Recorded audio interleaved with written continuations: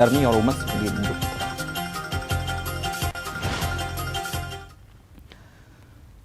अब देखते हैं खबरों को विस्तार से। और सबसे पहले बात बड़ी खबर की, अहम खबर की और सावधान करने वाली खबर की कि अगर अभी नहीं चेते तो स्थिति पहले जैसी हो सकती है। बात हम कर रहे हैं कोरोना की, क्योंकि ग्वालियर में कोरोना के मामले सामने आ चुके हैं। जी हां, यह आपको सावधान करने के लिए खबर हम आपको बता रहे हैं कि ग्वालियर में कोरोना के 3 मरीज मिल गए हैं। जीआरएमसी की जांच रिपोर्ट में 3 मरीज पॉजिटिव पाए गए हैं कोरोना के, और 3 कोरोना पॉजिटिव मिलने के बाद अलर्ट जारी कर दिया गया है। एक्टिव मरीजों की संख्या 3 है, लेकिन इसके बाद स्वास्थ्य महकमा अलर्ट पर हो चुका है और लोगों से एक बार फिर से हम भी अपील कर रहे हैं, स्वास्थ्य महकमा भी अपील कर रहा है कि अब एक बार फिर से सावधान हो जाने की जरूरत है। और जैसे कोविड के दौरान हम जीवन अपना जीते थे, मास्क लगाते थे, सोशल डिस्टेंसिंग अपनाते थे, उसे फिर से अपनाने की जरूरत है, क्योंकि ग्वालियर में कोरोना के 3 मरीज पाए गए हैं। जिले में 3 मरीजों की संख्या सामने आई है। इसके पहले हमने देखा कि दिल्ली में मरीजों की संख्या तेजी से बढ़ रही थी, और अब तो ग्वालियर यानी मध्य प्रदेश में भी मामले बढ़ते हुए नजर आ रहे हैं। ग्वालियर में 3 मरीज मिल गए हैं, इस बात की पुष्टि हो गई है, और ऐसे में सावधानी बरतने की अपील लोगों से की जा रही है। जांच की संख्या भी एक बार फिर से बढ़ा दी गई है, ताकि समय रहते पता चल सके और संक्रमण को लगाम लगाई जा सके।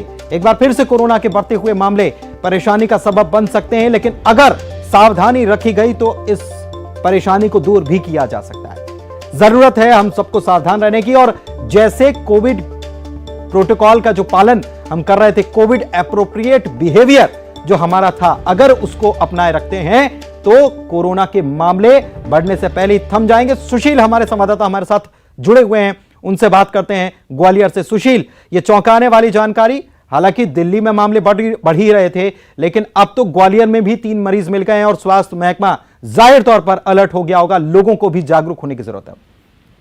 बिल्कुल सही बात। देखिए पुलिस, आज ग्वालियर में जो जीआरएमसी की जांच रिपोर्ट आई है, जिनमें करीब 250 संदिग्धों के सैंपलिंग की गई थी, और आज जांच रिपोर्ट जो आई है देर शाम, उसमें 3 लोग जो है कोरोना पॉजिटिव निकले हैं। और इन 3 कोरोना पॉजिटिव के साथ ही ग्वालियर जिले में एक्टिव जो मरीज है कोरोना के, वो 3 हो गए हैं। और एक लंबे समय के बाद जो है एक साथ 3 मरीज ग्वालियर में निकले हैं। लगभग 6 महीने का अंतराल हो गया होगा संभवतः कि 3 मरीज एक साथ निकले हैं। तो निश्चित तौर पर कहीं ना कहीं स्वास्थ्य विभाग और प्रशासन के लिए भी चिंता की बात है। और अब प्रशासन लगातार जो अपील कर रहा है कि कोविड गाइडलाइन का पालन करें, तो आने वाले दिनों में ग्वालियर में और प्रशासन और स्वास्थ्य विभाग की तरफ से सख्ती देखने के लिए मिलेगी। जिस तरह से आज 3 मरीज आए हैं, तो कहीं ना कहीं ये चिंता की बात भी है, और लोगों को भी इससे सचेत होने की जरूरत है, क्योंकि कोरोना जो है अभी इस तरह से अगर बढ़ रहा है तो लोग सावधानी बरते, ताकि कोरोना के खात्मे की ओर जो है बढ़ा जा सके। क्योंकि अब जो मरीज आ रहे हैं, तो लगता है कि आने वाले दिनों में इसी तरह से अगर लापरवाही जारी रही तो निश्चित तौर पर कोरोना के पेशेंट और बढ़ेंगे। बिल्कुल, और उम्मीद की जानी चाहिए कि बिल्कुल लोग लापरवाही नहीं करेंगे, क्योंकि हमने 3 लहरें देख ली हैं। कोरोना के मामले किस तरीके से बढ़े थे ये भी हमने देखा है। ऐसे में बहुत ज़्यादा सचेत हो जाने की ज़रूरत है, और कोविड अप्रोप्रिएट बिहेवियर, कोरोना अनुकूल व्यवहार जो है, उसे एक बार फिर से अपने जीवन में लाने की, उतारने की जरूरत है। शुक्रिया सुशील आपका इस जानकारी के लिए। और बात करते हैं मिनी मुंबई यानी इंदौर की, जहां पर फर्जी एडवाइजरी कंपनी का भंडाफोड़ किया गया। पुलिस ने इस मामले में 10 आरोपियों को गिरफ्तार किया है। इनके कब्जे से 13 लाख रुपए नकद जब्त किए गए। इसके अलावा 25 मोबाइल, 10 लैपटॉप, लग्जरी गाड़ी भी बरामद की गई। करोड़ों की संपत्ति के दस्तावेज भी इनके पास से मिले हैं। शेयर मार्केट में निवेश और मुनाफे के नाम पर ये लोग ठगी करते थे। अब तक करोड़ों रुपए की धोखाधड़ी इनके उजागर हो चुकी है। फर्जी सिम और किराए के बैंक खाते का इसमें इस्तेमाल किया जाता था। 8 महीने से ये कंपनी चल रही थी, और 8 महीने में कितना बड़ा खेल इन्होंने कर लिया, इससे पता चलता है कितनी बड़ी रकम और करोड़ों के संपत्ति के दस्तावेज इनके पास से मिले हैं। लग्जरी गाड़ियां मिली हैं। पुलिस और सेबी को भनक तक नहीं लगी थी। राऊ थाना पुलिस ने यह कार्रवाई की है। पुलिस गिरोह के अन्य आरोपियों की तलाश में भी जुटी हुई है और पूछताछ कर रही है।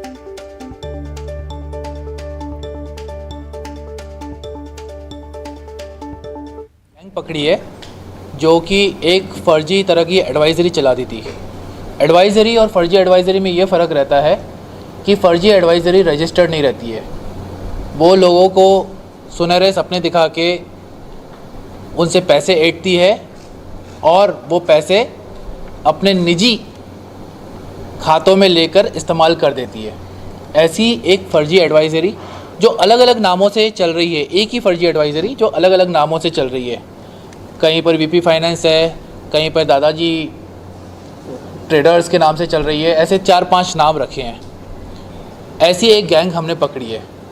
इनका मोडस ऑपरेंडी एक आदमी से मिलकर नहीं बना है, पूरी टीम से मिलकर बना है। चलिए बढ़ते आगे। केंद्रीय गृह मंत्री अमित शाह शुक्रवार को एक दिनी प्रवास पर भोपाल आएंगे। जंबूरी मैदान में वन समितियों के सम्मेलन में शिरकत करेंगे। तेंदुपत्ता संग्राहकों को बोनस की राशि बांटेंगे। शाह मध्य प्रदेश बीजेपी मुख्यालय भी जाने वाले हैं और उनके दौरे को लेकर जबरदस्त तैयारियां चल रही हैं। भोपाल के दौरे पर आ रहे केंद्रीय मंत्री अमित शाह के कार्यक्रम में ऐन वक्त पर हुआ बदलाव, क्या है इसके मायने?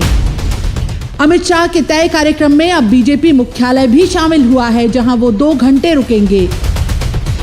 असल में पहले ये कार्यक्रम पूरी तरह सरकारी था, लेकिन जानकारी के मुताबिक प्रदेश बीजेपी अध्यक्ष वीडी शर्मा चाहते थे कि शाह का पार्टी स्तर पर भी कार्यक्रम हो। इसी सिलसिले में सीएम शिवराज और प्रदेश बीजेपी अध्यक्ष वीडी शर्मा की पार्टी मुख्यालय में अहम बैठक भी हुई। माना जा रहा है कि अमित शाह बीजेपी में कार्यकर्ताओं के साथ बैठक करेंगे और मिशन 2023 की तैयारियों को धार देंगे। आप ये समझ ही सकते हैं कि जब अमित शाह जी आते हैं तो किस प्रकार का उमंग और उत्साह कार्यकर्ताओं के अंदर होता है। और इस दौरान हमें सभी, जो मैंने कहा कि भोपाल कार्यालय में भारतीय जनता पार्टी का जो वरिष्ठ नेतृत्व है वो भी सब लोग यहाँ पर उपस्थित होंगे। सभी हमारे प्रदेश के पदाधिकारी यहाँ पर उपस्थित होंगे। हमारे कैबिनेट के मंत्रिमंडल के सभी सम्मानीय सदस्य भी यहाँ पर होंगे और जो वरिष्ठ नेता हमारे हैं वो सब लोग भी भोपाल कार्यालय में एक अनौपचारिक भेंट की दृष्टि से माननीय अमित शाह जी के साथ रहेंगे। केंद्रीय गृह मंत्री अमित शाह का भोपाल में करीब 6 घंटे का कार्यक्रम अब 8 घंटे का हो चुका है। शाह केंद्रीय पुलिस एकेडमी में अखिल भारतीय पुलिस विज्ञान कांग्रेस का उद्घाटन करेंगे। जंबूरी मैदान में आयोजित तेंदुपत्ता संग्राहकों के हितग्राही सम्मेलन में शामिल होंगे। जंबूरी मैदान से ही अमित शाह भोपाल में बनने वाली नेशनल फॉरेंसिक साइंस यूनिवर्सिटी का भूमि पूजन करेंगे। सीएम हाउस में दोपहर भोज के बाद शाम 4:30 बजे भोपाल से दिल्ली के लिए रवाना होंगे। चुनाव के ऐन पहले अमित शाह के इस दौरे को काफी अहम माना जा रहा है।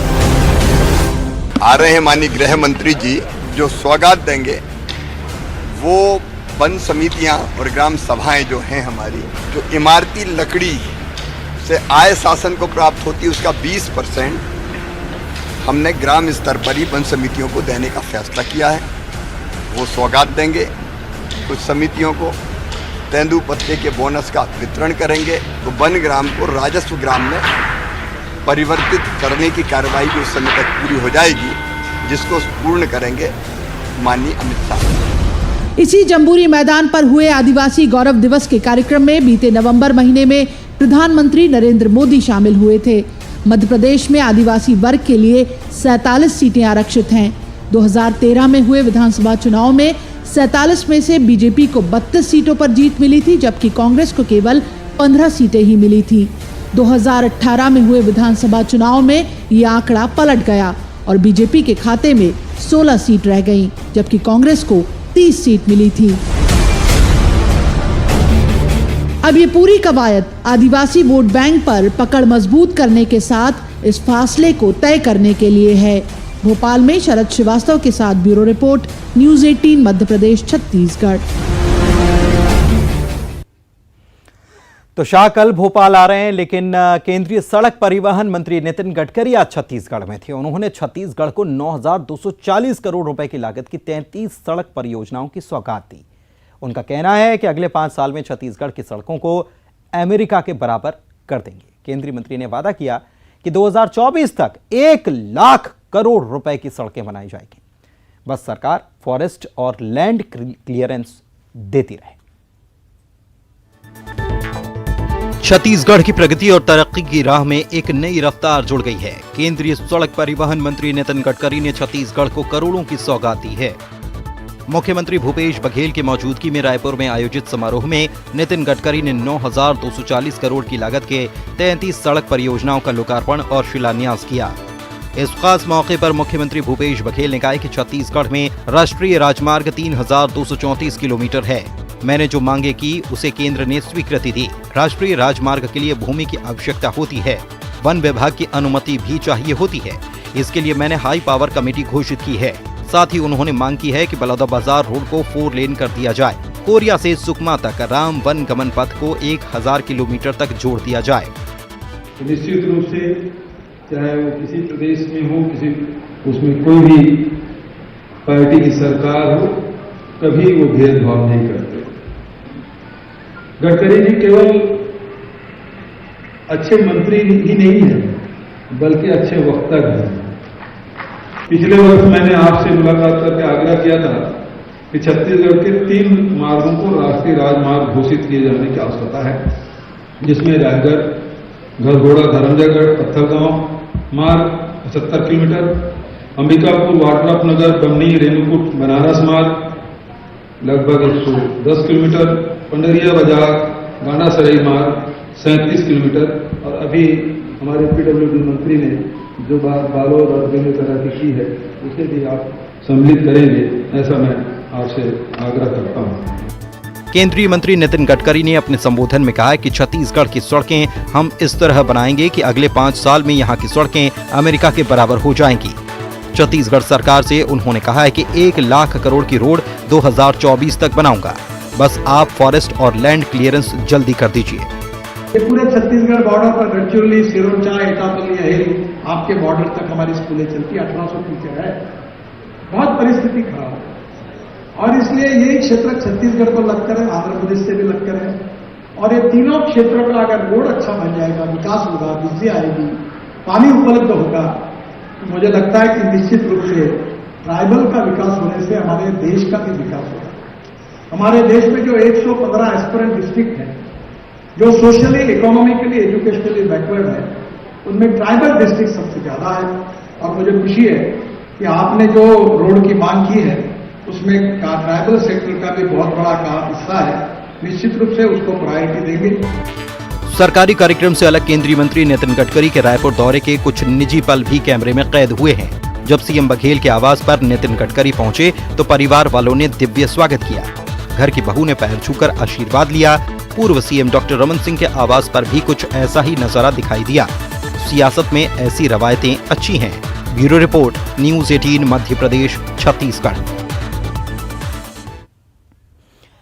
भोपाल में आतंकियों की गिरफ्तारी और फिर कुछ दिनों के बाद खरगोन में हिंसा। इन हालातों के बीच सूबे के गृह मंत्री ने निर्देश दिए हैं कि मध्य प्रदेश में रोहिंग्या समेत अवैध प्रवासियों का पता लगाने के लिए अभियान छेड़ा जाएगा। इस दौरान अप्रवासी नागरिकों के साथ साथ किराएदारों का भी सत्यापन किया जाएगा।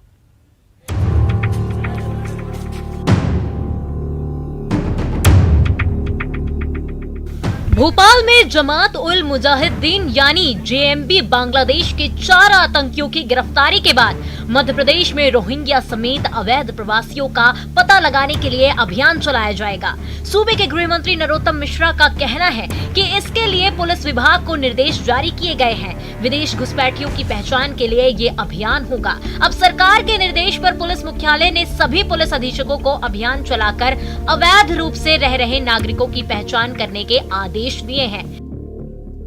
सभी पुलिस थानों को, सभी पुलिस अधीक्षकों को ये निर्देश जारी किया है कि जो विदेशी घुसपैठिए प्रदेश में कहीं रहते हैं तो एक सघन अभियान संपूर्ण मध्य प्रदेश में चलाएंगे। मकान मालिकों से दरियाफ्त करना, लोगों से दरियाफ्त करना, इंटेलिजेंस के माध्यम से जानकारी लेना, लेकिन एक अभियान चलाकर इनकी शिनाख्त करने के लिए निर्देश संपूर्ण मध्य प्रदेश पुलिस को दिए। पूरे प्रदेश में चलने वाले इस अभियान में इसमें अवैध रूप से प्रदेश में रह रहे अप्रवासी नागरिकों के साथ किराएदारों का सत्यापन भी किया जाएगा। पुलिस मुख्यालय शासन को प्रतिवेदन देगा, जिसके आधार पर आगे की कार्रवाई के संबंध में फैसला लिया जाएगा। इधर खरगोन हिंसा को लेकर भी प्रशासन सख्त है। गृह मंत्री का कहना है कि खरगोन के उपद्रवियों को जल्द पकड़ा जाएगा। फरार उपद्रवियों की गिरफ्तारी के लिए सरकार ने 10-10 हजार के इनाम की घोषणा की है। Bureau report, news 18 Madhya Pradesh, Chhattisgarh. और यहां वक्त एक ब्रेक का हो चला है, जल्द लौटेंगे, बने रहिए आप खबर असरदार में।